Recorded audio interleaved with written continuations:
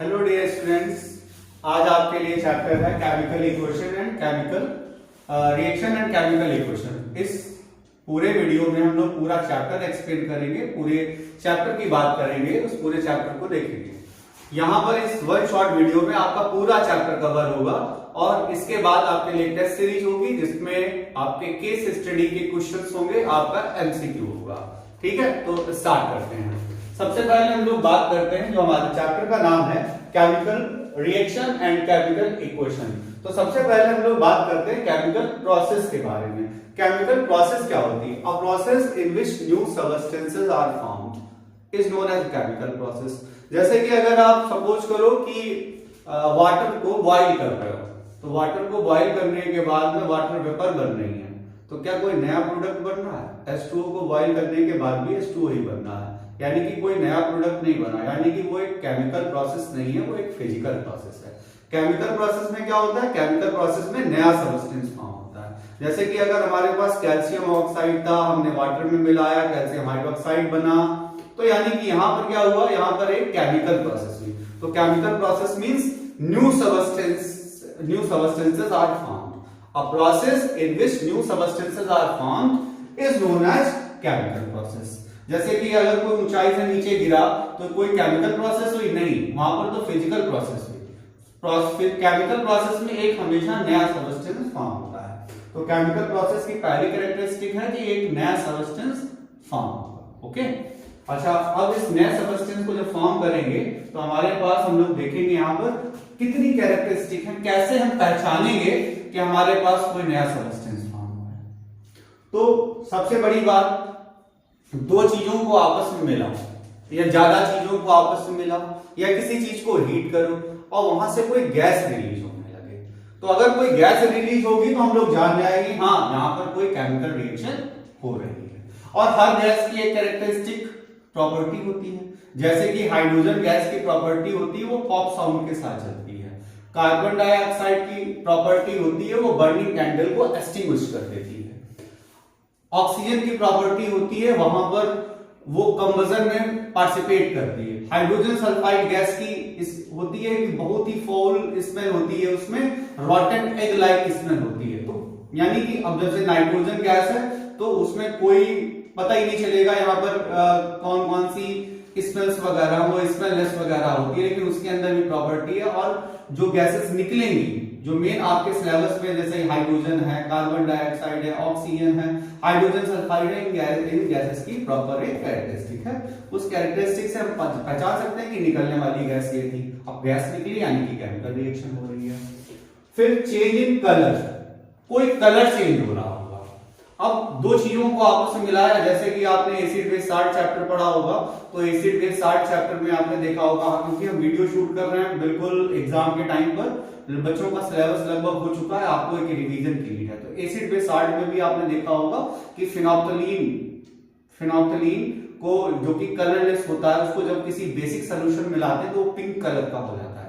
तो कलर हम चेंज जो हमें बताता है कि यहाँ पर कोई केमिकल रिएक्शन हुई है। उसके अलावा चेंज इन स्टेट, स्टेट के अंदर भी चेंज होना। जैसे कि अभी आप देखिए कि अगर आप दो एक्वस सॉल्यूशन को मिलाएं और वहां पर उनके आयंस एक्सचेंज हो जाए तो एक सॉलिड रेसिड्यू बन जाता है, यानी कि दो लिक्विड को मिलाया और सॉलिड बन गया, तो ये भी तो चेंज इन स्टेट हुआ। तो चेंज इन स्टेट होने का मतलब क्या हुआ कि चेंज इन स्टेट अगर हो रहा है तो इसका मतलब यह है कि वहां पर केमिकल रिएक्शन हो रही है। कई बार ऐसा होता है कि दो लिक्विड्स को आपस में मिलाते हैं, गैस बन जाती है। कई बार ऐसा होता है एक सॉलिड को हीट करते हैं, गैस बन जाती है। कई बार ऐसा होता है कि दो सॉलिड को मिलाया और एक लिक्विड बन गया। मतलब कुल मिला के यहाँ पर बहुत सारे बच्चे इस बात को लेकर कंफ्यूज होते हैं कि चेंज इन स्टेट अगर है तो H2O लिक्विड का H2O गैस में बदलना भी केमिकल रिएक्शन होना चाहिए। नहीं, वो नहीं है, क्योंकि चेंज इन स्टेट के साथ में एक नया प्रोडक्ट फॉर्म हो रहा है। जरूरी नहीं कि सॉलिड सॉलिड की रिएक्शन करे तो सॉलिड बने, जरूरी नहीं लिक्विड लिक्विड की रिएक्शन करें लिक्विड बने, गैस गैस की रिएक्शन करें गैस बने। हो सकता है कि लिक्विड लिक्विड की रिएक्शन करें गैस बन जाए, हो सकता है गैस को पास कराएं किसी एक्वस सॉल्यूशन में और कोई सॉलिड बन जाए। बात समझ में आई? तो इस तरीके से चेंज इन स्टेट भी केमिकल रिएक्शन की एक कैरेक्टरिस्टिक है। उसी तरीके से चेंज इन टेम्परेचर, अब टेम्परेचर में चेंज होना। या तो टेम्परेचर कम होगा या तो टेम्परेचर बढ़ेगा। तो ये भी एक कैरेक्टरिस्टिक है। इसमें आप लोग बच्चों याद रखेंगे कि चेंज इन टेम्परेचर में अगर टेम्परेचर कम हो जाता है, टेम्परेचर अगर कम हो जाता है तो हम लोग कहेंगे एंडोथर्मिक। क्या कहेंगे? एंडोथर्मिक। और अगर टेम्परेचर वहां पर बढ़ जाता है तो हम लोग बच्चों वहां पर क्या बोलेंगे? वहां पर हम लोग बोलेंगे एक्सोथर्मिक। याद रखेंगे यहां पर एक्सो। एक्सो वर्ड का मतलब क्या होता है? एग्जिट करना, निकलना, यानी कि हीट यहां पर से निकलेगी। हीट जब निकलेगी, एग्जिट होगी, तो हम उसको एक्सोथर्मिक कहेंगे। और एक बात आप लोग याद कर लीजिएगा, जहां पर भी ये वर्ड आएगा बर्निंग, बर्निंग का मतलब रिएक्शन विद ऑक्सीजन, तो बर्निंग हमेशा कैसा होगा? एक्सोथर्मिक होगा। एक्सो का मतलब क्या होता है? एग्जिट करना। एक्सो का मतलब क्या होता है? एग्जिट करना, निकलना। जब कोई गैस निकलेगी, एग्जिट होगी, तो उसको हम लोग क्या कहेंगे? उसको हम एक्सोथर्मिक रिएक्शन कहेंगे। और जब हीट एब्जॉर्ब होगी, एंड हो जाएगी, तो उसको हम लोग क्या कहेंगे? एंडोथर्मिक कहेंगे। समझ में आया? उसके बाद फॉर्मेशन ऑफ प्रेसिपिटेट। अब प्रेसिपिटेट क्या होता है? जैसे कि अभी हमने आपको बताया था कि अगर हमारे पास में कुछ ऐसा हुआ, अगर हमारे पास में दो एक्वस सॉल्यूशन हमने मिलाए और दो एक्वस सॉल्यूशन मिलाने पर एक सॉलिड बन गया, तो उसको हम लोग कहेंगे, उस सॉलिड रेसिड्यू को हम लोग प्रेसिपिटेट कहते हैं। तो उसको हम लोग पता कर लेंगे कि हाँ भाई यहाँ पर केमिकल रिएक्शन हो गई है। यहां से देखते हैं, हाँ, जैसे आप लोग यहां से देखेंगे,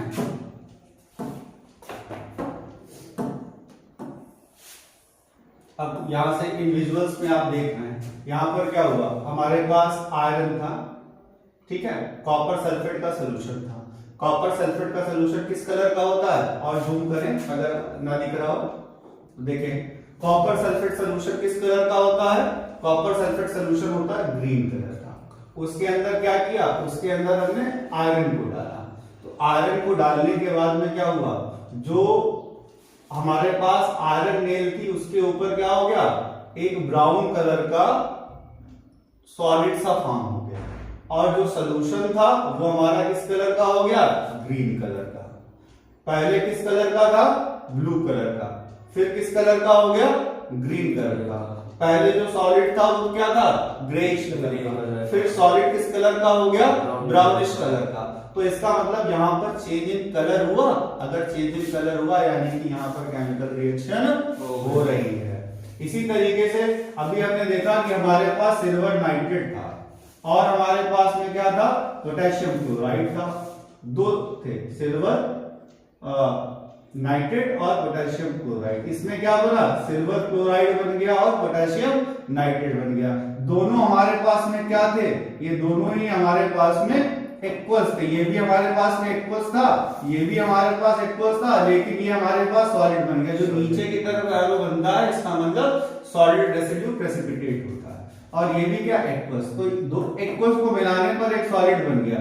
यानी कि ये रिएक्शन अपने आप में हो रही है कि नहीं हो रही? सॉलिड रेसिड्यू बन रहा है। अगर सॉलिड रेसिड्यू बन रहा है तो इसका मतलब वहां पर कोई रिएक्शन हो रही है, यहाँ पर चेंज इन स्टेट हो रहा है।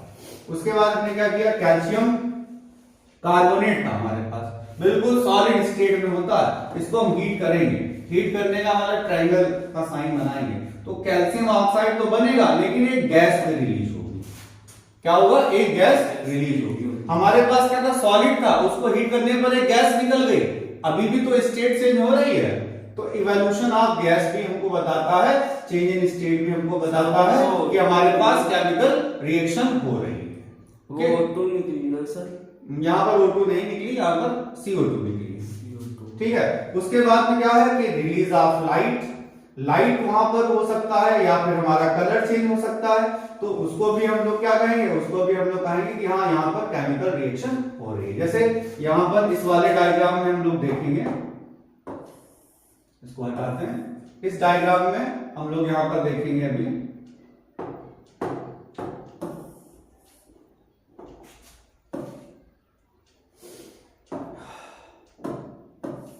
देखो यहां पर क्या हुआ? हमारे पास H2SO4 और Na- था, उसमें क्या हुआ? Na2SO4 बना, वाटर बना। वाटर बनने के बाद में भी जो सोल्यूशन कैसा था?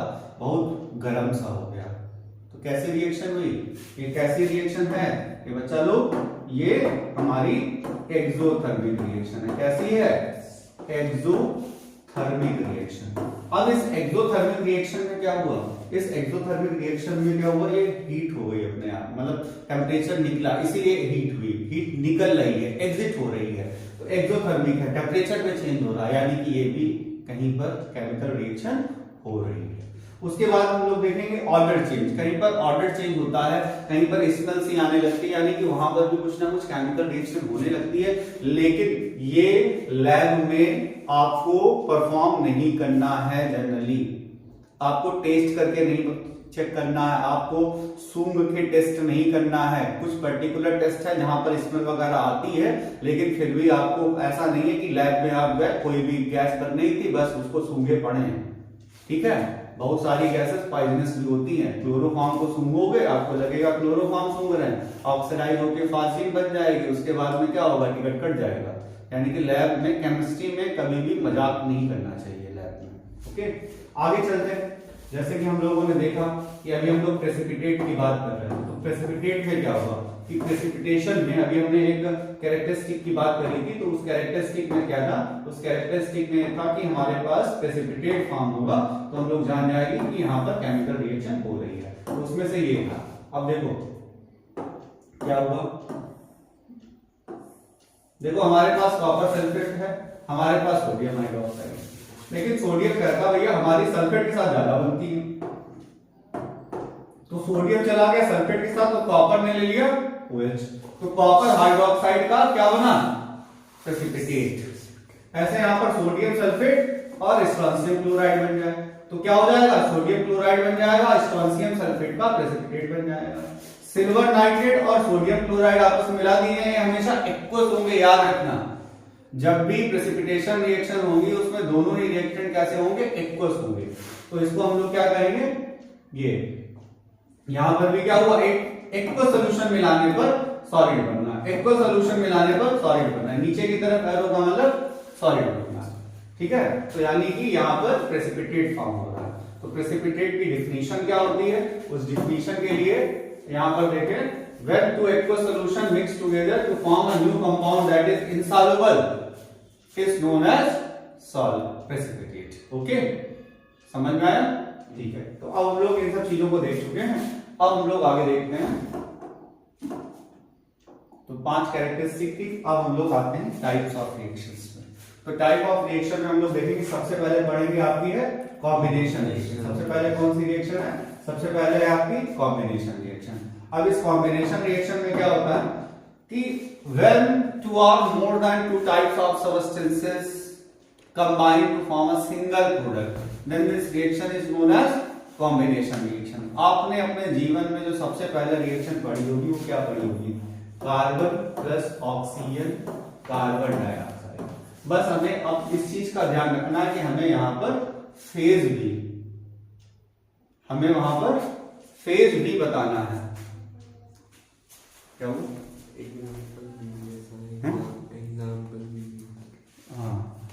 एग्जाम्पल लेंगे थोड़ा सा, चलो कोई बात नहीं, हम कट कर लेंगे। तो यहां पर क्या हुआ, जैसे कार्बन और ऑक्सीजन जो है, अब कार्बन क्या है, कार्बन है सॉलिड, ऑक्सीजन कैसी होगी, गैसियस। अब हमने O2 ही क्यों लिखा, O2 ही क्यों लिखा, क्योंकि नेचर में पाई जाने वाली मोस्ट ऑफ द गैसेस जो ज्यादा अमाउंट में पाई जाती हैं वो डायटॉमिक होती है। हाइड्रोजन का फार्मूला जो लोग बच्चे बिल्कुल बेसिक से पढ़ रहे हैं, जिनको अभी भी नहीं समझ में आया, हाइड्रोजन सर लिख दी जाती है, हमें कैसे पता चलेगा। तो हाइड्रोजन क्या है, गैस है, इसलिए वो क्या होगी H2। क्लोरीन क्या है, गैस है, क्या होगी Cl2।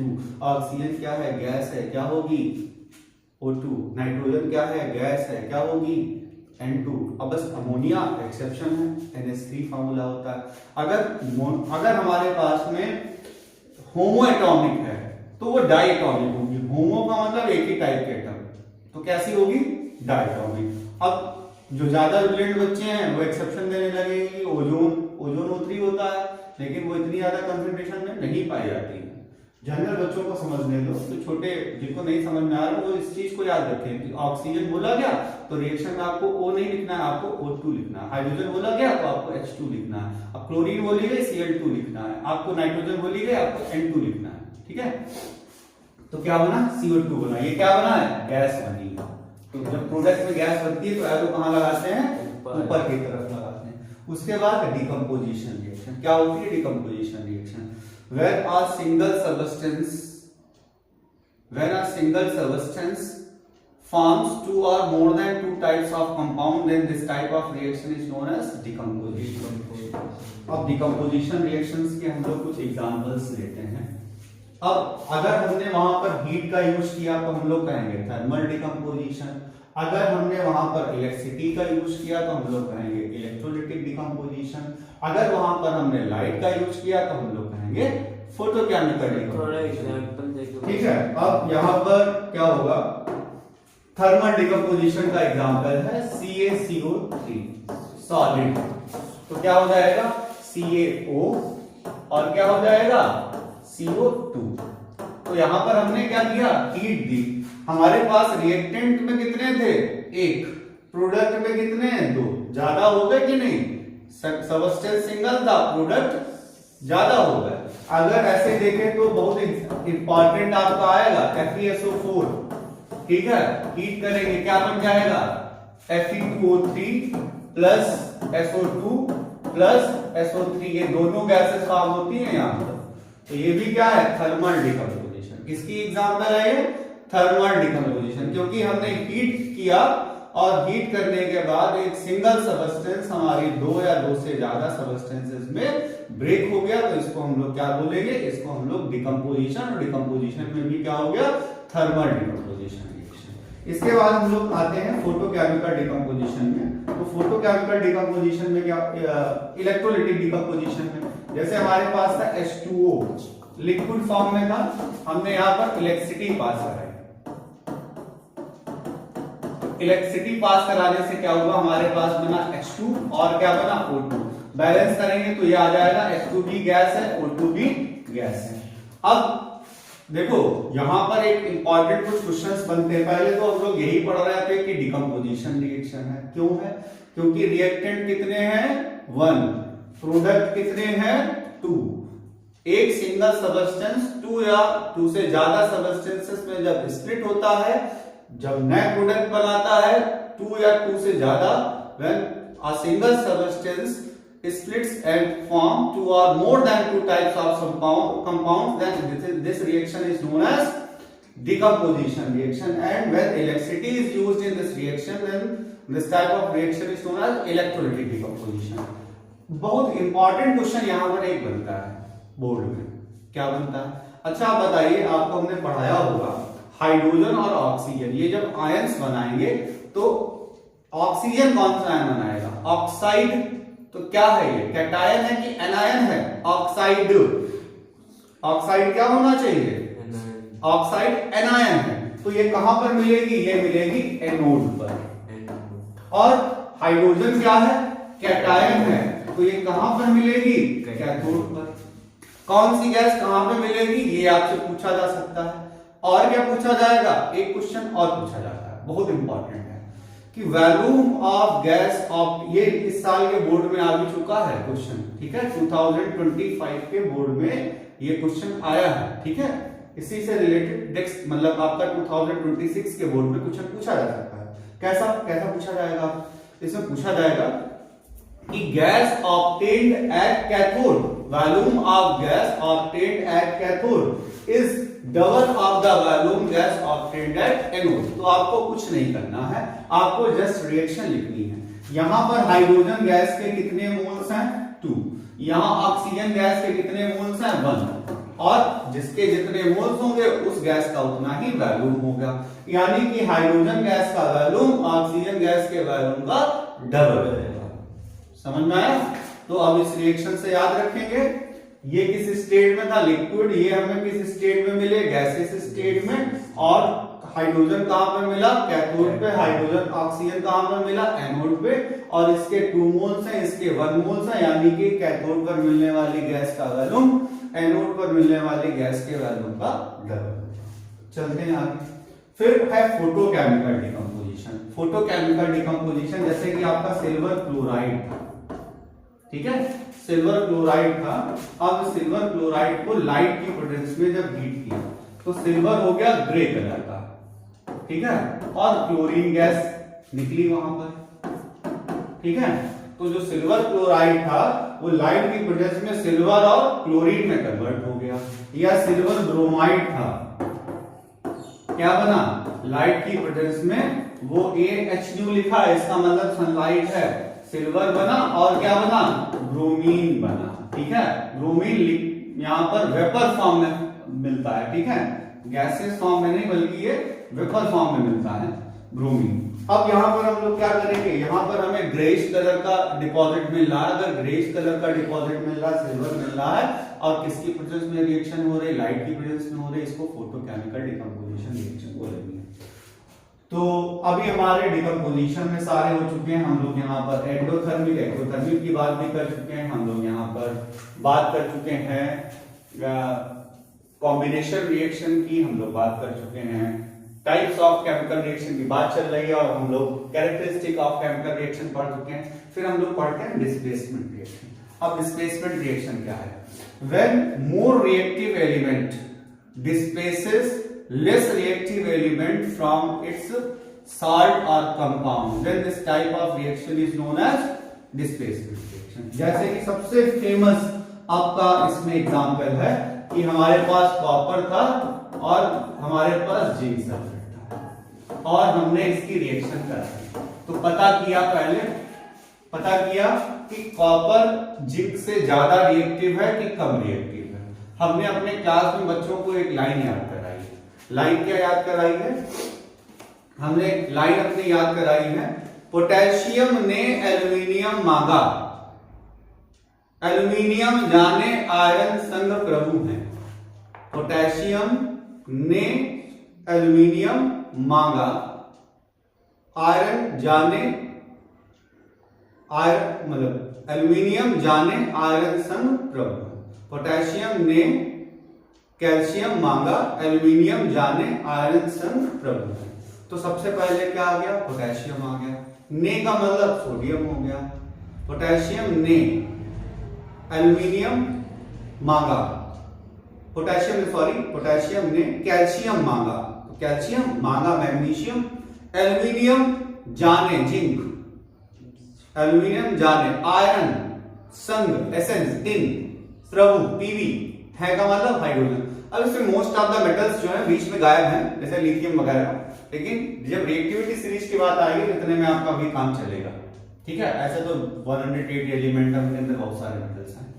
तो यहाँ पर हम लोग देखेंगे कि कॉपर, अब हम लोग देखें तो कॉपर आता है हाइड्रोजन के बाद, और अभी बाकी जो मेटल्स आपके बचे हैं जैसे gold, silver, platinum, copper, mercury, तो जो जितना महंगा है वो उतना ही कम रिएक्टिव है। प्लैटिनम गोल्ड में ज्यादा महंगा क्या है, प्लैटिनम वो कम रिएक्टिव है। गोल्ड सिल्वर में गोल्ड महंगा है तो गोल्ड सिल्वर में कंपैरिजन की जाएगी तो गोल्ड कम रिएक्टिव है। कॉपर सिल्वर में जब कंपैरिजन की जाएगी तो कॉपर ज्यादा रिएक्टिव है, सिल्वर कम रिएक्टिव है। इसी तरीके से हम लोग देखेंगे तो कॉपर और जिंक में ज्यादा रिएक्टिव कौन है, तो कॉपर हमारा लेस रिएक्टिव है और जिंक हमारा मोर रिएक्टिव। तो कॉपर क्या जिंक को डिस्प्लेस कर पाएगा? आपके पास आईफोन हो, आईफोन 16 प्रो, और कोई आपके पास कहे कि भैया हमारे जो है नोकिया 1100 से इसको बदल पाओगे क्या? आप 2-3 हजार, 4 हजार, 10 हजार के फोन से अपना फोन बदल लोगे? नहीं बदल पाओगे। हाँ, अगर 17 आपका अगर दिया जाएगा तो हो सकता है बदल दें।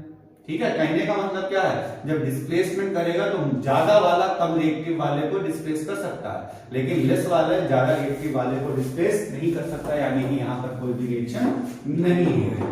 अगर हम लोग यहाँ पर जिंक लेते और यहाँ पर लेते कॉपर सल्फेट, लेकिन इसमें याद रखना है कि आपको एक्वा सोल्यूशन लेना, तभी रिएक्शन तेज होगी, तभी आयंस बनेंगे यहाँ पर। तो क्या हुआ, जिंक ज्यादा रिएक्टिव है और कॉपर कम रिएक्टिव है, तो क्या हुआ, डिस्प्लेसमेंट होगा कि नहीं होगा? डिस्प्लेसमेंट हो जाएगा। क्या बन जाएगा? जिंक सल्फेट मिल जाएगा एक्वस में, और क्या मिल जाएगा? कॉपर मिल जाएगा, यानी कि यहाँ पर रिएक्शन हो जाएगी। तो ये कौन सी रिएक्शन है? ये आपकी डिस्प्लेसमेंट रिएक्शन है। इसके बारे में और डीपली आपको मेटल एंड नॉन मेटल की वीडियो में एक्सप्लेन करेंगे। बाकी आता डबल डिस्प्लेसमेंट रिएक्शन, जैसे कि अभी हमने आपके प्रेसिपिटेशन रिएक्शंस की एग्जांपल्स दिखाए थे। यहां पर ये सारी रिएक्शंस अपने आप में कैसी थी? ये सारी रिएक्शंस अपने आप में कैसी है? ये सारी रिएक्शन अपने आप में डबल डिस्प्लेसमेंट रिएक्शन है। होता क्या है, जब एक्वा सॉल्यूशन मिलाया है तो हमने एक्वा सॉल्यूशन अगर मिलाए हैं तो एक्वा सॉल्यूशन का मतलब हमारे पास में क्या है?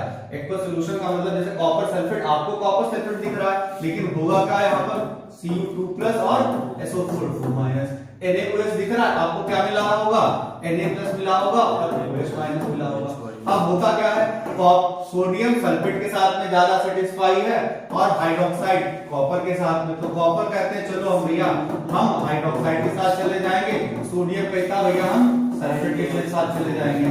तो ये क्या करते हैं? आपस में अपने आयंस की स्वैपिंग कर लेते हैं, चेंज कर लेते हैं। तो इसको हम लोग क्या कहेंगे? इसको हम लोग यहाँ पर बोलेंगे डबल डिस्प्लेसमेंट। ठीक है, तो ये प्रेसिपिटेशन रिएक्शन। लेकिन डबल डिस्प्लेसमेंट रिएक्शन यही नहीं होती है। डबल डिस्प्लेसमेंट रिएक्शन एक प्रेसिपिटेशन रिएक्शन तो है ही, लेकिन साथ साथ अगर हम लोग देखें तो यहाँ पर न्यूट्रलाइजेशन रिएक्शन जो होती है, जैसे अगर हमने हमारे पास में था कोई NaOH जो कि बेस, और क्या था? HCl जो कि है एसिड, इसको आपस में मिलाया, क्या बना? NaCl, और क्या बना? H2O। तो सारी न्यूट्रलाइजेशन रिएक्शन भी डबल डिस्प्लेसमेंट रिएक्शन होती है। ठीक है, सारी रिएक्शन जो है वो अपने आप में क्या होती है? वो अपने आप में डबल डिस्प्लेसमेंट रिएक्शन होती है। और जितनी भी रिएक्शंस होंगी वो अपने आप में न्यूट्रलाइजेशन रिएक्शन है। ये अपने आप में कैसी है? ये रिएक्शन एक्सोथर्मिक रिएक्शन है। कैसी है रिएक्शन? ये एक्सोथर्मिक रिएक्शन। ओके, चलते हैं आगे। अब हम लोग चलते हैं रिडॉक्स, मोस्ट इंपॉर्टेंट। रिडॉक्स क्या होता है? तो अब पहले हम लोग ऑक्सीडेशन को जानते हैं। ऑक्सीडेशन क्या होता है? एडिशन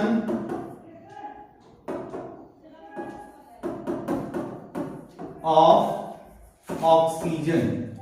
लेकिन ऑक्सीजन ही नहीं, कई बार जरूरी नहीं, ऑक्सीजन ने ठेका नहीं ले रखा है कि ऑक्सीजन ही वहां पर होनी चाहिए। कई बार ऐसा होता है कोई इलेक्ट्रोनिगेटिव एलिमेंट हो दूसरा, या इलेक्ट्रोनिगेटिव एलिमेंट,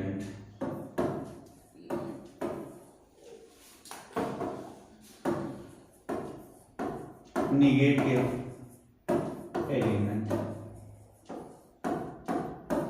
या रिमूवल ऑफ हाइड्रोजन यानी कि इलेक्ट्रो पॉजिटिव एलिमेंट,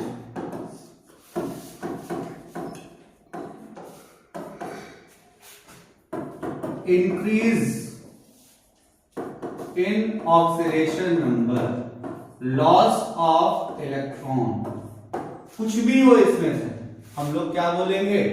उसको ऑक्सीडेशन बोलेंगे। जैसे आपके सामने कभी इस टाइप में लिखा हो कि Na था और वो Na+ बन गया, तो यानी कि यहाँ पर भी क्या हुआ? ये कौन सी रिएक्शन है? यहाँ पर ना ऑक्सीजन है ना यहाँ पर हाइड्रोजन है, फिर भी ये रिएक्शन कैसी है?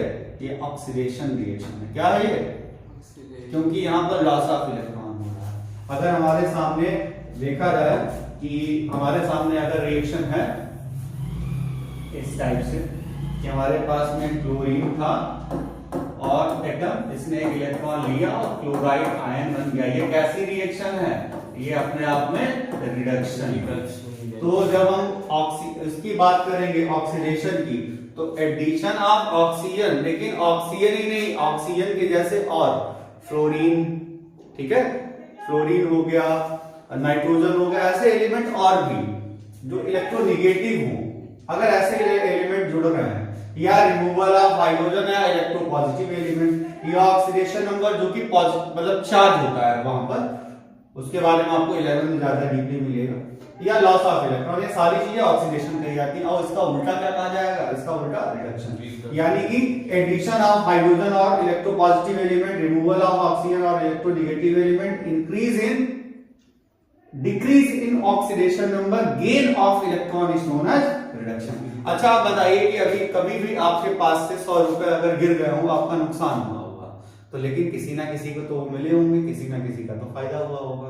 वैसे भी वर्ल्ड में किसी जब कोई रोता है तो कहीं ना कहीं कोई हंस रहा होता है।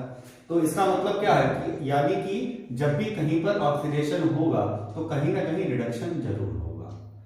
ऑक्सीडेशन और रिडक्शन हमेशा साथ साथ होते हैं, कभी अकेला ऑक्सीडेशन अकेला रिडक्शन, जैसे सोडियम अभी हमने कहा क्लोरीन ने इलेक्ट्रॉन लिया, क्लोराइड बना, तो इलेक्ट्रॉन आया तो होगा, कहीं ना कहीं से आया होगा ना, किसी के पास से गया होगा, तो जिसके लिए गया होगा उसके लिए तो ऑक्सीडेशन हो गया, जिसको पहुंच गया उसके लिए क्या हुआ, रिडक्शन। यानी कि ऑक्सीडेशन और रिडक्शन हमेशा साथ साथ होते हैं, इसीलिए इसको कंबाइन क्या बोलते हैं, इसको कंबाइन हम लोग बोलते हैं रिडॉक्स रिएक्शन। समझ में आया? इसको क्या बोलते हैं, रिडॉक्स रिएक्शन बोलते हैं। सबको समझ में आया ऑक्सीडेशन और रिडक्शन क्या होता है? अब यहाँ पर एक बहुत इंपॉर्टेंट चीज जानने वाली है आपके सिलेबस के लिए। जैसे हमने लिया यहाँ पर कॉपर ऑक्साइड प्लस जिंक और रिएक्शन हो रही, रिएक्शन हुई तो ZnO बन गया और कॉपर बन गया। अब यहाँ पर अगर देखा जाए तो रिडॉक्स के हिसाब से, वैसे तो ये डिस्प्लेसमेंट रिएक्शन थी, देखो रिडॉक्स रिएक्शन डिस्प्लेसमेंट भी हो सकती है, रिडॉक्स रिएक्शन कॉम्बिनेशन भी हो सकती है, रिडॉक्स रिएक्शन डिकम्पोजिशन भी हो सकती है। ये उन रिएक्शंस में ही एक पार्ट है, ऐसा ना समझें कि अगर वो रिडॉक्स है तो वो डिस्प्लेसमेंट नहीं हो सकती, कॉम्बिनेशन नहीं हो सकती, डिकम्पोजिशन नहीं हो सकती, रिडॉक्स भी हो सकती है। ठीक है, तो अभी हमने देखा कि हमारे पास कॉपर ऑक्साइड का जिंक के साथ रिएक्शन हुई, जिंक ऑक्साइड बना, कॉपर बना। ठीक है, अब हम लोग देखेंगे कॉपर के पास पहले ऑक्सीजन था, अब कॉपर के पास ऑक्सीजन नहीं है, तो कॉपर के लिए क्या हुआ, क्या बोलेंगे हम लोग, रिडक्शन। कॉपर के लिए लॉस ऑफ ऑक्सीजन हुआ, यानी कि यहाँ पर क्या हुआ, रिडक्शन। क्या हुआ, रिडक्शन। और जिंक में क्या हुआ, जिंक में हमारे पास में पहले कुछ भी नहीं था, अब हमारे पास जिंक के पास ऑक्सीजन आ गया, यानी कि इलेक्ट्रोनेगेटिव एलिमेंट जुड़ गया, यानी कि उस इलेक्ट्रोनेगेटिव एलिमेंट ने जिंक से इलेक्ट्रॉन ले लिए, इनको पॉजिटिव चार्ज कर दिया, तो यानी कि यहाँ पर क्या हुआ, यहाँ पर बन गया ऑक्सीडेशन। सर ये तो फिर ठीक है, ये जो है CO, ये तो ऑक्सीडाइजेशन रिएक्शन हो गया ना जैन। हाँ, तो कॉपर के पास में ऑक्सीजन था, कॉपर बना, तो यानी कि यहाँ रिडक्शन हुआ, जिंक जो अकेला था जिंक ऑक्साइड बना, तो यहाँ पर ऑक्सीडेशन हो गया। अब चार चीजें यहाँ पर पूछी जाती हैं बच्चों, एक चीज पूछी जाती है सबस्टेंस ऑक्सीडाइज्ड,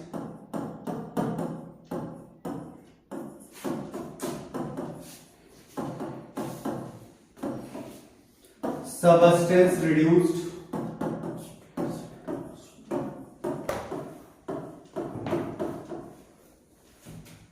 फिर पूछा जाएगा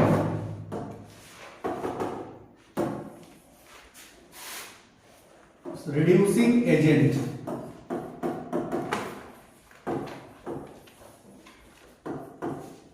और पूछा जाएगा oxidising agent.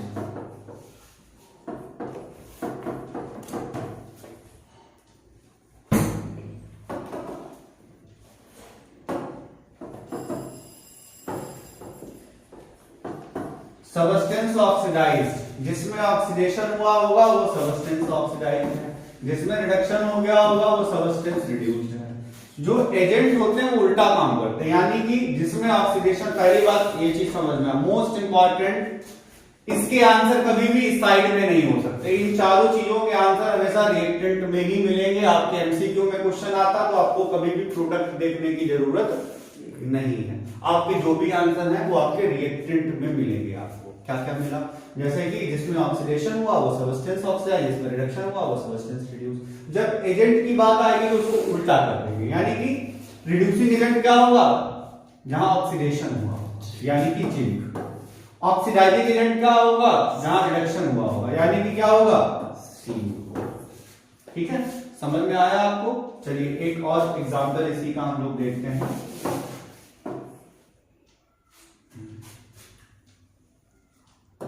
H2 plus O2 H2O, ठीक है, बैलेंस भी कर लेते हैं, चलो बैलेंस भी कर लेते हैं। ये अपने आप में कैसी रिएक्शन है, कॉम्बिनेशन है, कॉम्बिनेशन तो थी, लेकिन साथ ही साथ ये रिएक्शन अपने आप में रेडॉक्स भी है। कैसे है? हाइड्रोजन के पास पहले ऑक्सीजन नहीं थी, अब ऑक्सीजन के पास हाइड्रोजन आ गए, ऑक्सीजन आ गए, यानी कि यहां पर क्या हो गया, यहां पर हुआ ऑक्सीडेशन। क्या हुआ? ऑक्सीडेशन। और ऑक्सीजन के पास हाइड्रोजन आ गया, यानी कि यहां पर क्या हुआ? रिडक्शन। तो यहां पर पूछा जाए सबस्टेंस ऑक्सीडाइज्ड,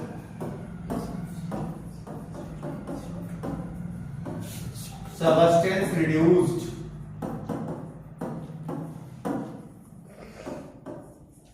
आपसे पूछा जाए ऑक्सीडाइजिंग एजेंट, आपसे पूछा जाएगा रिड्यूसिंग एजेंट,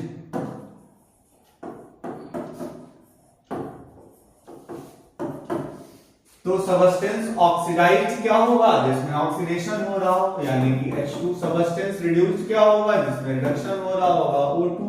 लेकिन ऑक्सीडाइजिंग एजेंट की बात होगी तो क्या कहेंगे? जिसमें रिडक्शन हुआ होगा वो ऑक्सीडाइजिंग एजेंट है, और जिसमें ऑक्सीडेशन हो रहा होगा वो हमारा रिड्यूसिंग एजेंट है। और सारे आंसर किसके मिलेंगे? रिएक्टेंट साइड के। चलिए एक क्वेश्चन और देखते हैं हम लोग, बहुत इंटरेस्टिंग क्वेश्चन है। हमारा H2O2 जो कि हाइड्रोजन पेरोक्साइड है, ये ब्रेक हुआ H2O और O2 में, रिएक्शन को बैलेंस करते हैं, तो रिएक्शन को बैलेंस करने पर ये रिएक्शन है। अब हम लोग यहां पर देखें, पहले हाइड्रोजन के पास कितनी ऑक्सीजन थी? 2। अब हाइड्रोजन के पास कितनी ऑक्सीजन है? 1। तो यहां पर देखें तो यहां पर क्या हुआ? यहां पर हुआ रिडक्शन,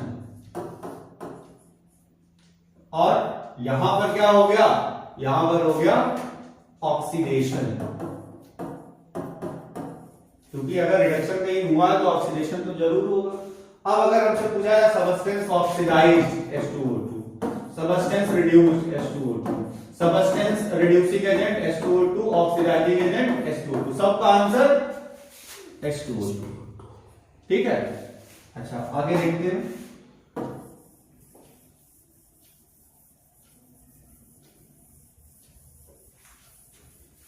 एक देखिए, zinc plus copper sulphate aqueous zinc sulphate plus copper.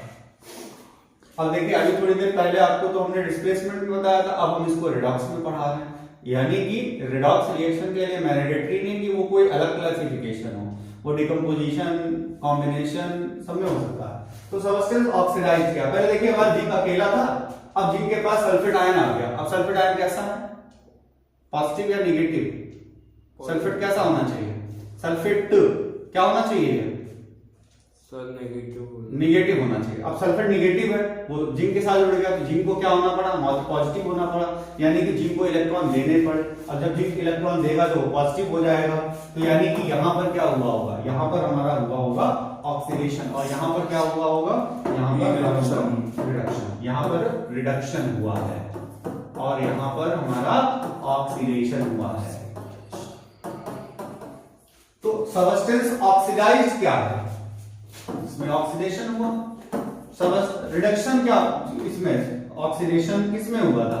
Oxidation हुआ था हमारा जिंक में, और रिडक्शन किसमें हुआ? Copper sulphate. जब हम लोग बात करेंगे सबस्टेंस,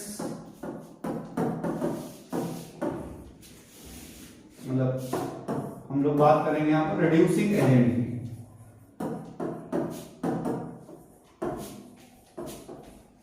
तो रिड्यूसिंग एजेंट क्या है यहां पर? रिड्यूसिंग एजेंट यहां पर होगा जिसमें ऑक्सीडेशन हुआ हो, यानी कि जिंक, और हमारा ऑक्सीडाइजिंग एजेंट क्या होगा?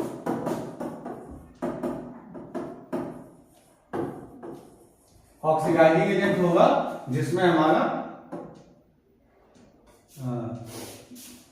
रिडक्शन हुआ, यानी कि कॉपर सल्फेट। तो इस तरीके से हम लोगों ने पढ़ लिया। अब हम लोग डेली लाइफ में ऑक्सीडेशन के बारे में पढ़ेंगे, ठीक है? तो रिडॉक्स के बारे में कोई प्रॉब्लम नहीं ना? रिडॉक्स में आपके पास जो चीजें भी हमने बताई हैं कि ऑक्सीडेशन क्या होता है, एडिशन ऑफ ऑक्सीजन और electronegative element, removal of hydrogen और इलेक्ट्रोपॉजिटिव एलिमेंट। आप 10th स्टैंडर्ड में इतना ही लिख देंगे, काम चल जाएगा। वो अलग से समझाने के लिए हमने कहा कि increase in oxidation number, loss of electron is known as oxidation. इसका जस्ट अपोजिट यानी कि रिमूवल ऑफ ऑक्सीजन और electropositive element, addition of hydrogen और electronegative element, decrease in oxidation number, gain of electron is known as reduction. और दोनों साथ साथ होंगे, इसीलिए वो मिलकर क्या बनेंगे, रिडॉक्स रिएक्शन। अकेला कभी हो नहीं सकता। उसके बाद हमने बहुत सारे एग्जांपल्स आपको दिए हैं, उसको आप वीडियो को पीछे बैक करके देखेंगे, कमेंट सेक्शन में बताएंगे अगर आपको कोई प्रॉब्लम हुई होगी। उसके बाद में हम लोग आगे देखेंगे यहाँ पर, तो इसके कुछ इफेक्ट होते हैं हमारे डेली लाइफ में। जैसे कि आपने देखा होगा कि कई बार अगर आपने खाना रखा घर में तो उसको आपने फ्रीजर में नहीं रखा गर्मियों के टाइम पर, तो खाना बहुत जल्दी खराब हो जाता है। खराब हो जाता है कैसे पता चलता, उसका कलर चेंज हो जाता है, उसका टेस्ट चेंज हो जाता है, उस पर स्मेल जो है बहुत खराब सी आने लगती है, यानी कि कोई केमिकल रिएक्शन वहां पर हो रही होती है। तो क्या होता है, वो होता है एक तरीके का एरियल ऑक्सीडेशन। एरियल ऑक्सीडेशन या सरफेक्सल ऑक्सीडेशन नहीं है। एरियल ऑक्सीडेशन का मतलब यहाँ पर है एयर में प्रेजेंट ऑक्सीजन की वजह से जो ऑक्सीडेशन हो रहा हो, ठीक है। Oxidation due to presence of oxygen present in air, oxidation due to presence of oxygen present in air is known as aerial oxidation. अब तो रेंसिडिटी जो टर्म है हमारा, तो रेंसिडिटी की डेफिनेशन हम लोग यहाँ पर से देखेंगे। तो रेंसिडिटी क्या है, क्या होता है कि जनरली हमारे फूड स्टफ्स में जो अनप्लीजेंट ऑर्डर होती है, स्मेल होती है, या फ्लेवर जो फूड है वो चेंज हो जाता है, या फैट वगैरह जो ऑयल वगैरह है वो चेंज हो जाता है, तो उसको हम लोग रेंसिडिटी बोलते हैं। और क्यों रेंसिडिटी होती है, उसका जो एडिबल ऑयल है वो डिग्रेड हो चुका होता है, ठीक है, ऑक्सीडेशन की वजह से या उसके हाइड्रोजनेशन की वजह से। तो वहां पर इसको हम लोग कहते हैं रेंसिडिटी। और रेंसिडिटी के से बचने के कुछ तरीके हैं हमारे। वो रेंसिडिटी से बचने के तरीके क्या हो सकते हैं, रेंसिडिटी से बचने के तरीके हैं, ये देखिए रेंसिडिटी में आपने देखा होगा, जैसे आपके कुरकुरे वगैरह आप खाते हैं, बहुत शौकीन होंगे आप, उन कुरकुरे के पैकेट्स को फाड़िए, कुछ खाइए, बाकी आप छत पे रख दीजिए। छत पे रखने के बाद 2-4-10 दिन बाद आप आके उनको देखिए, उनकी स्मेल, उनका जो टेस्ट वगैरह हो वो सब चेंज हो चुका होगा। टेस्ट करके मत देखिएगा, तबीयत खराब हो जाएगी। तो खैर इस तरीके से चेंज हो जाता है। अब हम लोग देखेंगे यहाँ पर जो रेंसिडिटी का प्रिवेंशन है, वो रेंसिडिटी का प्रिवेंशन हमारा किस तरीके का होगा, कैसे हम रेंसिडिटी से बच सकते हैं। तो पहला तरीका है कि जो फूड है हमारा उसमें हम एंटीऑक्सीडेंट मिला दें। भैया एंटीऑक्सीडेंट क्या होता है, दो substances that prevent substance from oxidation are known as antioxidant. ऐसे सबस्टेंस जो किसी पर्टिकुलर सबस्टेंस को ऑक्सीडेशन से रोकते हैं, बचाते हैं, उनको हम एंटीऑक्सीडेशन कहते हैं, एंटीऑक्सीडेंट कहते हैं। जैसे है BHA ब्यूटिलेटेड हाइड्रोक्सी एनिजोल, और दूसरा है BHT यानी कि ब्यूटिलेटेड हाइड्रोक्सी टालुइन। उसके बाद में क्या होता है, ये बहुत इंपॉर्टेंट क्वेश्चन है। आपने देखा होगा कुरकुरे वगैरह के जो पैकेट होते हैं वो काफी फुला के, चिप्स वगैरह के पैकेट होते हैं, हवा बहुत भरी होती है। तो पहले लगता था कि ये बस फुलाने की वजह से हवा भर देते हैं जिससे कि लगे, ज्यादा नहीं। उनके अंदर जो चिप्स वगैरह है वो ऑयली चीजें हैं, तो उनको बचाने के लिए उसके अंदर नाइट्रोजन गैस भरी जाती है। क्यों, nitrogen inert gas inert atmosphere prevent करती है, क्योंकि नाइट्रोजन रूम टेम्परेचर पर किसी के साथ रिएक्शन ही नहीं करती। हम ऑक्सीजन भर देंगे तो क्या हो जाएगा, वो ऑक्सीजन वहां पर उस ऑयल के साथ रिएक्शन कर करके उसका टेस्ट कलर सब कुछ चेंज कर देगा। तो हमने क्या किया, हमने उसको नाइट्रोजन भर दिया, ठीक है। तो ये पूछा जाता है कि by packaging food and nitrogen gas, ये बात तो पता है, why, because nitrogen gas provide inert atmosphere to just prevent it from rancidity.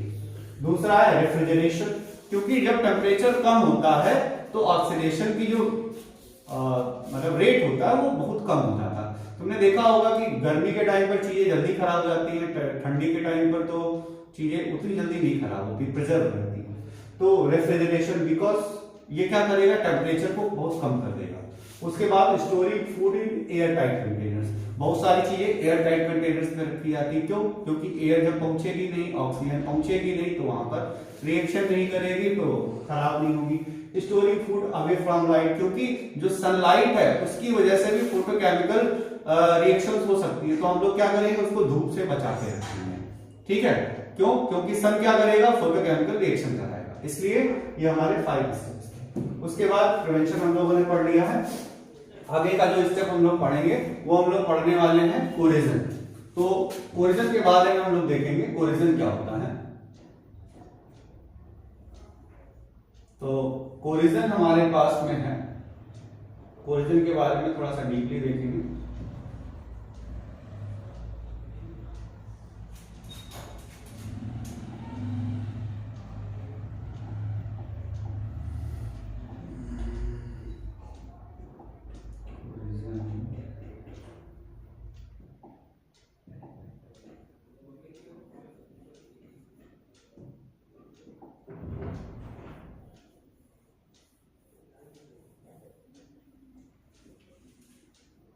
थोड़ा कॉपीराइट इशू हो सकता है इस इमेज से रिगार्डिंग, इसलिए हम यहाँ पर थोड़ा सा स्केच का यूज कर रहे हैं।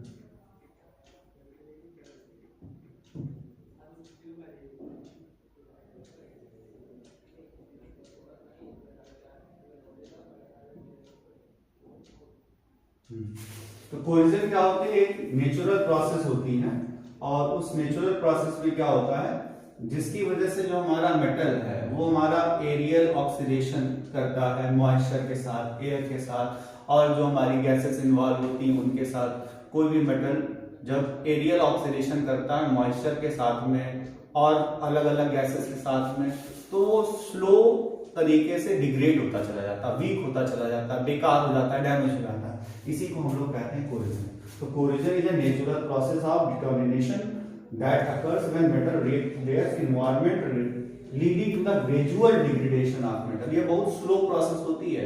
ऐसा नहीं है कि जंग लगानी है, पड़ोसी ने गेट, लोहे का गेट लगाया, पानी की छींटे मारा है तो बस जंग लग गई, रस्ट हो गया, ऐसा नहीं होता है। स्लो प्रोसेस है, काफी स्लो प्रोसेस है। और इसमें क्या होता है, इसमें ज्यादातर ऑक्साइड्स बनती हैं, ठीक है, जिसकी वजह से उसकी जो स्ट्रक्चरल इंटीग्रिटी है वो कम हो जाती है। इसी को हम लोग कहते हैं कोरिजन। अब कोरिजन से बचने के तरीके क्या हैं? कोरिजन से बचने के तरीके हम लोग जानने से पहले एक एग्जांपल पढ़ते हैं, रस्टिंग ऑफ आयरन। ठीक है, तो रस्टिंग ऑफ आयरन को जब हम लोग पढ़ेंगे तो रस्टिंग ऑफ आयरन में यहां पर भी एक और डेफिनेशन है, उसको हम लोग पढ़ेंगे। Corrosion is defined as the destruction of metals और alloys by surrounding atmosphere through chemical and electrochemical changes.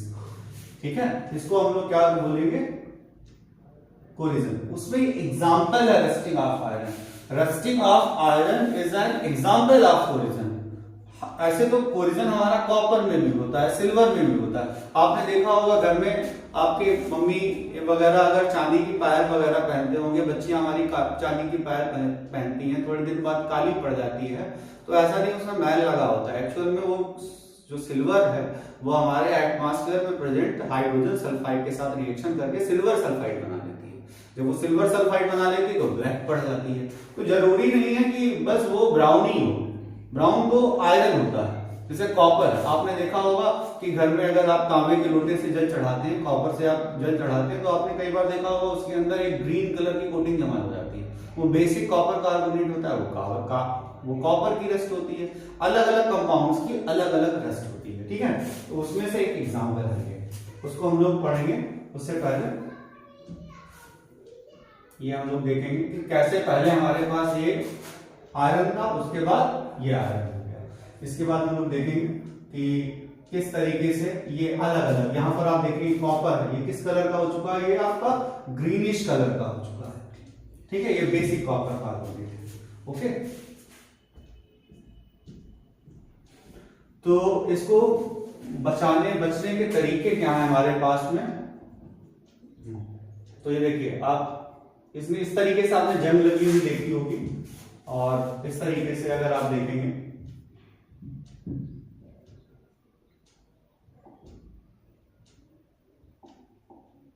तो हमारे पास बचने के तरीके क्या हैं, ये आपसे पूछा जाएगा। Methods to prevent rusting of iron.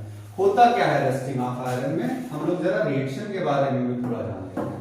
हमारा आयरन है और उस आयरन ने क्या किया, आयरन ने रिएक्शन की, ठीक है, इसके साथ में की, ऑक्सीजन के साथ में, और वाटर मॉलिक्यूल्स थे, कुछ वाटर मॉलिक्यूल्स। तो उन वाटर मॉलिक्यूल्स के बारे में नहीं पता कितने थे।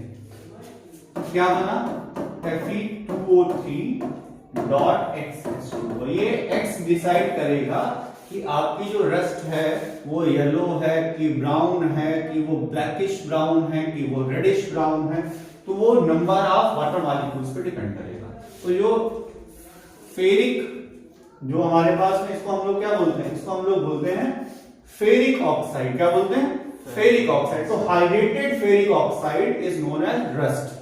Hydrated ferric oxide is known as rust. अच्छा, आपको पता है कि जंग लगने की वजह से जो आयरन है उसके वेट पर क्या फर्क पड़ता होगा, आयरन का वेट बढ़ जाता है, क्योंकि आयरन पहले क्या क्या था, Fe, और जब वो रस्ट बन चुका है तो उसके पास क्या है, Fe2O3 डॉट XH2। तो इसकी वजह से क्या हुआ, इसका वेट पहले से बढ़ गया। ये भी आपका एक MCQ आ सकता है। तो हम लोग क्या करें, ग्रीस और ऑयल का यूज करें, क्योंकि जो ग्रीस और ऑयल होता है ये इनर्ट एटमॉस्फेयर प्रोवाइड कर देता है, मोबिल ऑयल वगैरह जो बाहर की एयर को अंदर नहीं आने देता। दूसरा, अगर हम लोग रस्ट प्रूफ मटेरियल बनाते हैं उसके ऊपर कोटिंग कर देते हैं। कोटिंग किसकी, अगर हम लोग उसके ऊपर टिन की कोटिंग कर देते हैं, या जैसे गैल्वनाइजेशन में आपने पढ़ा होगा जिंक की कोटिंग कर देते हैं, तो इसको हम लोग, या अगर हम लोग पेंटिंग कर देते हैं, पेंट कर देते हैं, तब भी हमारा वो चीज बच जाता है। ठीक है, पेंट करने से भी बचा सकते हैं। ठीक है, तो इस तरीके से हम लोगों ने इस चैप्टर में मेजर चीजें अभी पढ़ी हैं। अब हम लोग पढ़ेंगे बैलेंसिंग ऑफ केमिकल रिएक्शंस के बारे में। तो बैलेंसिंग ऑफ केमिकल रिएक्शन हमारा बेस्ड है किस पर, कंजर्वेशन ऑफ मास पर और लॉ ऑफ डिफरेंट प्रोपोर्शन पे। आपके एनसीईआरटी के जो भी क्वेश्चंस होंगे उन एनसीईआरटी क्वेश्चंस को लेके हम लोग सारी चीजें करेंगे, लेकिन सबसे पहले आपको क्या करना है, फार्मूले याद करने हैं। और फार्मूले याद करने के लिए आपको सब बैलेंसेस याद करनी है। बैलेंसेस याद करने के लिए देखिए, ऊपर हम कैटायंस की बनाएंगे, नीचे हम एनायंस की बनाएंगे। मोस्ट प्रोबेबल जो कंपाउंड्स हो सकते हैं सबसे पहले उनके बारे में देखेंगे। सबसे पहले +1 वाले देखेंगे हम लोग। तो +1 वाले में आपका क्या है, lithium, sodium, potassium, caesium, scandium. ठीक है, ऐसे हमारे बहुत सारे हो सकते हैं, अमोनियम। ठीक है, अमोनियम के साथ में हमारा क्या हो सकता है, ये है हमारा Q+। +2 वैलेंसी वाले अगर हम लोग देखें तो beryllium, magnesium, calcium, strontium, barium. ठीक है, जिंक, जिंक भी +2 वैलेंसी शो करता है। फेरस, फेरस जो है Fe2+ होता है तो फेरस होता है, Fe3+ होता है तो फेरिक होता है। कॉपर में Cu1+ होता है तो Q+ होता है, Cu2+ होता है तो ये Q' होता है। ठीक है, तो अब हम लोग यहाँ पर देखेंगे तो Fe2+ हो गया। बैलेंसी 2 वाले हमारे पास बहुत सारे और भी हैं, जैसे कि लेड है, Pb, ये भी +2 वाला ही होता है। ऐसे हमारे पास बहुत सारे आएंगे, अभी हम लोग सिर्फ कॉमन चीजों को देख रहे हैं। जैसे 1 वाले में भी आपका सिल्वर भी +1 वाला ही होता है। अच्छे, +3 वाले में हम लोग क्या करेंगे, एल्यूमिनियम है, और एल्यूमिनियम के साथ में और क्या, बोरॉन है।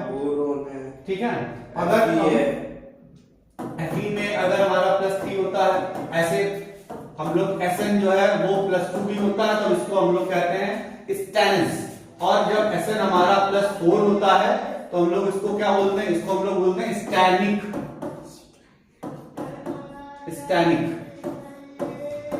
और ये क्या है, स्टेनस। ठीक है, अच्छा, अब इसके बाद हम लोग क्या करेंगे, -1 वाले क्या है, chloride, bromide, fluoride, iodide, cyanide. ठीक है, हाइड्रोक्साइड, हाइड्राइड, ये सब क्या है, ये सब -1 वाले हैं। -2 वाले में क्या होगा, -2 वाले में ऑक्साइड, सल्फेट, सल्फाइड, कार्बोनेट, इसमें अभी हाइड्रोजन कार्बोनेट भी हो सकता है, इसमें अभी नाइट्राइट भी हो सकता है, इसमें अभी नाइट्रेट भी हो सकता है। ये सब -1 वैलेंसी वाले हैं, ठीक है। और इसी तरीके से -3 वाले में क्या होगा, फास्फेट होगा, फास्फाइट होगा और नाइट्राइड होगा, फास्फाइड होगा। ऐसे C4- होता तो कार्बाइड हो जाता है। अब जैसे एल्यूमिनियम 3+ है, बोरान 3+ है, बेरिलियम +2, ये सब +2 वाले हैं। आपको जब तक आयंस नहीं याद होंगे तब तक आपको इस चैप्टर में बैलेंसी का ABC भी समझ में नहीं आएगा। वैसे तो आपका ये क्लास 10th का था टॉपिक, लेकिन यहाँ पर आपको, और क्लास 9th का टॉपिक था, यहाँ पर आपको समझना पड़ेगा।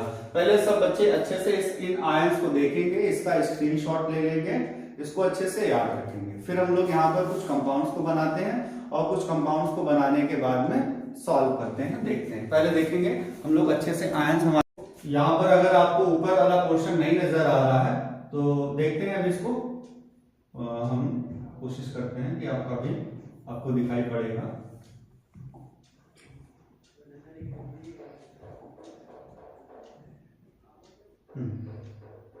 आप देखिएगा, थोड़ा सा कोशिश करिएगा आसपास देखने की। उन्होंने बहुत पास लिख दिया, उनके बीच में जो गैप्स हैं वो हमें बनाने होंगे। तो आप देखिएगा, अब दिखाई पड़ रहा है, सारे आयंस दिख रहे हैं, ओके। तो इन आयंस को आप नोट करेंगे। नोट करने के बाद में हम लोग कंपाउंड्स देखेंगे। जैसे कि हमने क्लास 9 में एक वीडियो बनाया था, हमने बताया था जिसके बाद में भी म आएगा वो पॉजिटिव होंगे, जिसके बाद में टा या डा आएगा वो नेगेटिव होगा। हमने कहा था मां हमेशा पॉजिटिव होती है। तो ammonium, calcium, scandium, titanium, vanadium, ये सब क्या है, ये सब पॉजिटिव है। अमोनियम क्या है, पॉजिटिव है। लेकिन जब chloride, bromide, fluoride, iodide, cyanide की बात आएगी, सब क्या हो जाएंगे, ये सब के सब निगेटिव हो जाएंगे। अब जैसे कि हमारे पास में यहाँ पर हमें क्वेश्चन है आपका शायद सिलेबस में कि व्हेन जिंक रिएक्ट्स विद, तो zinc reacts with hydrogen chloride में आपको पता होना चाहिए ना कि जिंक का फॉर्मूला क्या है, जिंक का सिंबल क्या है, तो Zn। Zinc react with hydrogen chloride aqueous, तो क्या बनना चाहिए। अब देखो, जिंक अगर HCl के साथ रिएक्शन करेगा तो जिंक क्लोराइड बनेगा, लेकिन आपको कैसे पता होगा कि फॉर्मूला इसका क्या है। तो आप जिंक लिखेंगे, आप क्लोरीन लिखेंगे, इसकी वैलेंसी लिखेंगे, इसकी वैलेंसी लिखेंगे, आप सॉल्व कर लेंगे, तो क्या बन जाएगा, ZnCl2। तो वही हम लोग लिखेंगे ZnCl2। और कौन सी गैस रिलीज होगी, हाइड्रोजन। अब अगर हाइड्रोजन H2 है तो हमने आपको बताया ना कि जो होमो एटॉमिक है और नेचर में बहुत ज्यादा पाई जाती है वो डायटॉमिक होती है, इसलिए वो H2 ही रहेगी। अब हम इसको बैलेंस करते हैं। तो बैलेंसिंग का तरीका क्या है, यहां पर हम लोग काउंट करेंगे, यहां पर हम लोग काउंट करेंगे तो जिंक 1 है, HCl H1 है और यहां पर H2 है। हमने 2 से मल्टीप्लाई कर दिया। तो जब एक चीज और बताते हैं, जैसे हमारा लिखा है कैल्शियम फास्फेट, ये आप ध्यान से देखिएगा, और इसमें लगा दी हमने 4 से मल्टीप्लाई। आपसे पूछा जाए यहां पर कैल्शियम कितने हैं, तो 4 3 12। आपसे पूछा जाए यहाँ पर ऑक्सीजन कितने हैं, तो ऑक्सीजन 4 यहाँ पर थे, 4 2 8 और 8 4 32 ऑक्सीजन है यहाँ पर। आपसे पूछा जाए फास्फोरस कितने हैं, 2 और 2 के बाद 4। ये 4 क्या करता है, सब में अलग अलग मल्टीप्लाई करता है, तो क्या हो जाएगा 4 2 8 हो जाएंगे यहाँ पर। बात समझ में आ गई। तो इस तरीके से हम लोग काउंट करेंगे। एक और देखते हैं हम लोग, जैसे एल्यूमिनियम ऑक्साइड, और यहाँ पर 4 से यहाँ पर मल्टीप्लाई हो रही 5 से। तो खुद से आप पूछ के देखिए अपने आप से, यहाँ पर एल्यूमिनियम कितने हैं, एल्यूमिनियम है यहाँ पर 10। यहाँ पर पूछा जाए आपसे ऑक्सीजन कितने हैं, तो ऑक्सीजन यहाँ पर 5 3 15। तो जो बाहर यहाँ लिखते हैं वो सब में मल्टीप्लाई करते हैं। ओके, तो यहाँ पर ये रिएक्शन हमने कर लिया, इसको बैलेंस भी कर लिया। एक और रिएक्शन देखते हैं, कंबसन ऑफ एथेन। एथेन क्या होता है, C2H6। इसकी रिएक्शन किसके साथ हुई, ऑक्सीजन के साथ। क्या बना, CO2 plus H2O plus heat and light.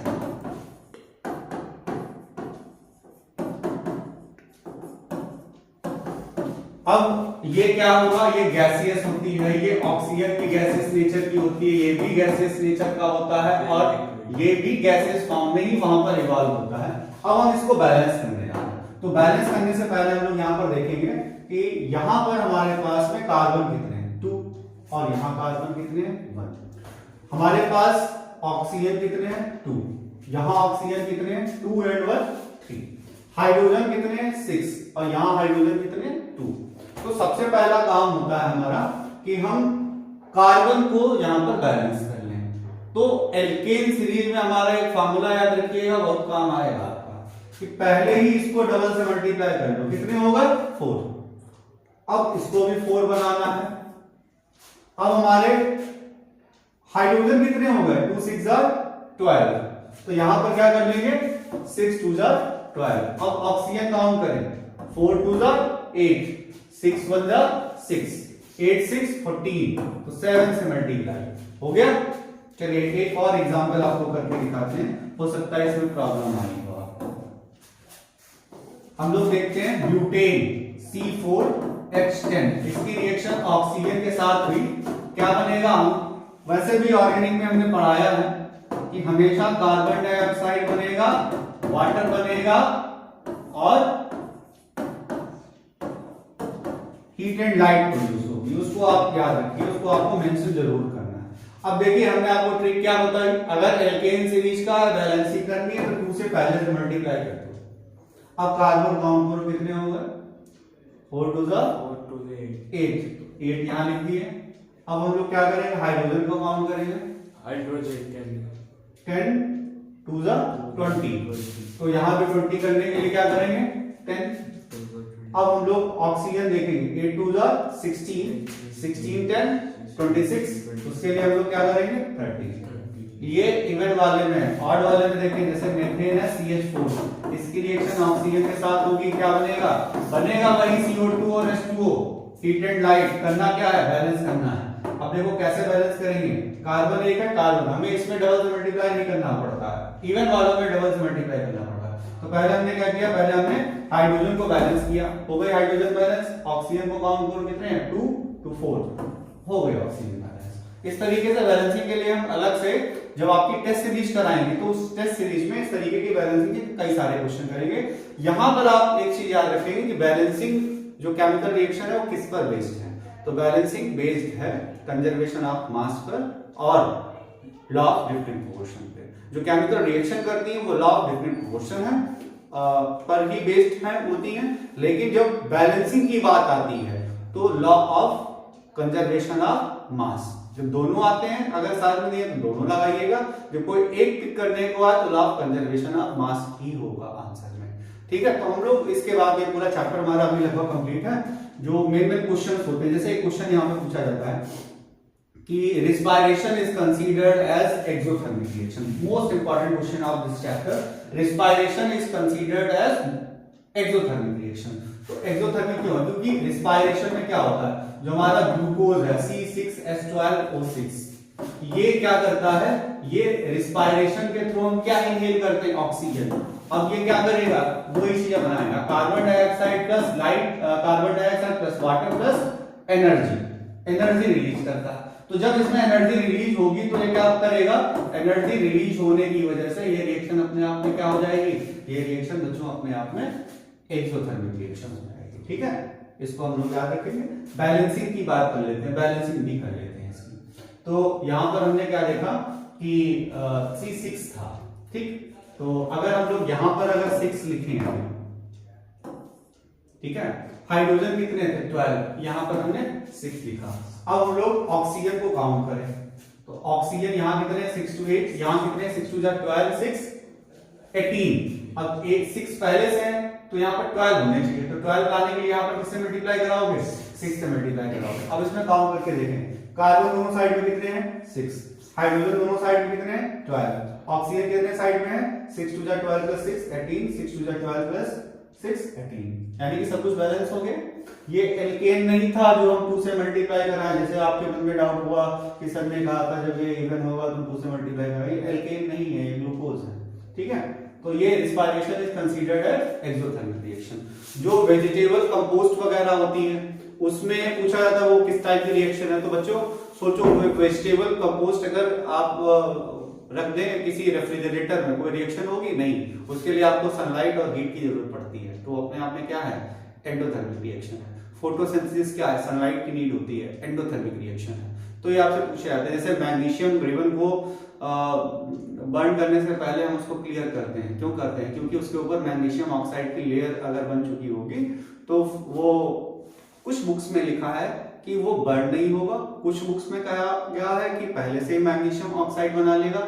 लेकिन और भी अगर ऑथेंटिक देखें तो आप बताएं, मैग्नीशियम ऑक्साइड अगर बन चुका होगा तो एटमॉस्फेरिक कार्बन डाइऑक्साइड के साथ रिएक्शन करके वो मैग्नीशियम कार्बोनेट भी बना सकता है। इसलिए उसको साफ कर दिया जाता है जिससे कि उसके ऊपर जो बनी हुई मैग्नीशियम ऑक्साइड की लेयर है वो हट जाए, हमारे पास प्योर ऑक्सीजन आ जाए, हम ऑक्सीजन के साथ उसको रिएक्ट कराएं और मैग्नीशियम ऑक्साइड को जला के दिखाएं, मतलब मैग्नीशियम को जला के दिखाएं जिससे कि मैग्नीशियम ऑक्साइड बन जाए। तो यहाँ पर आपके कुछ इंपॉर्टेंट क्वेश्चंस थे, जैसे कि अभी हमने आपको हाइड्रोजन और ऑक्सीजन एनोड और कैथोड वाला बताया था, ये कुछ क्वेश्चंस बोले हैं।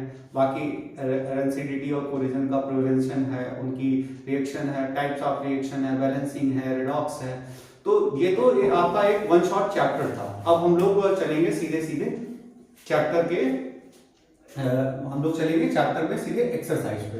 तो अब यहाँ पर आपकी चालू होने वाली है एक एक्सरसाइज जिसमें एमसीक्यू क्वेश्चंस आपके मोर देन 1500 एमसीक्यू है। आपके बोर्ड का एक भी क्वेश्चन उनसे बाहर का नहीं आएगा और सारे चैप्टर्स की आपको केस स्टडी मिलेगी, सारे चैप्टर्स के आपके कॉम्पिटेंसी बेस्ड क्वेश्चंस मिलेंगे। यहाँ पर अभी लास्ट 7 डेज से हम अवेलेबल नहीं थे, कुछ प्रॉब्लम्स थी, लेकिन अब आई होप हम रेगुलर आपको वीडियो प्रोवाइड कराएं। लेकिन हमें बस नीड है आपके ज्यादा से ज्यादा सब्सक्राइब करने की, आपके ज्यादा से ज्यादा कमेंट्स की। आप पूरा वीडियो देखें, अपने दोस्तों के साथ भेजें। बोर्ड में इनके बाहर का कुछ भी नहीं आएगा।